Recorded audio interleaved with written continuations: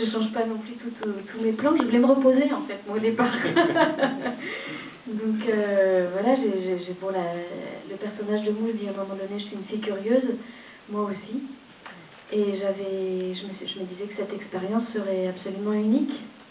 Elle l'est d'ailleurs dans le cinéma, pas seulement français, mais ça fait très prétentieux de dire c'est une expérience unique dans le cinéma mondial.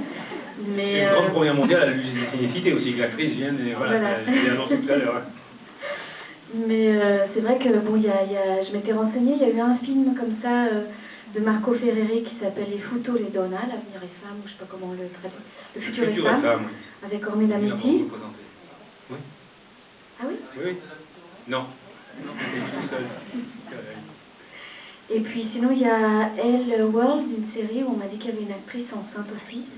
Voilà, mais enfin ça reste quand même quelque chose de très rare et je trouvais formidable que ce soit un sujet traité par François en plus, parce que je sentais qu'il y aurait une filiation avec le cinéma parce qu'il a un peu deux registres, François. Il y a un registre de comédie un peu acerbe comme ça, sitcom, 8 femmes, enfin, et un registre plus intime, plus sensuel,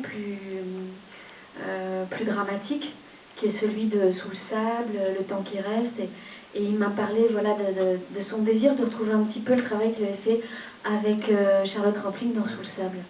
C'est-à-dire de parler, d'inventer le scénario, pas ensemble, hein, je prétends pas du tout avoir voilà, contribué à quoi que ce soit, mais quand même on en a beaucoup parlé avant de partir, parce que le scénario n'était pas écrit du tout.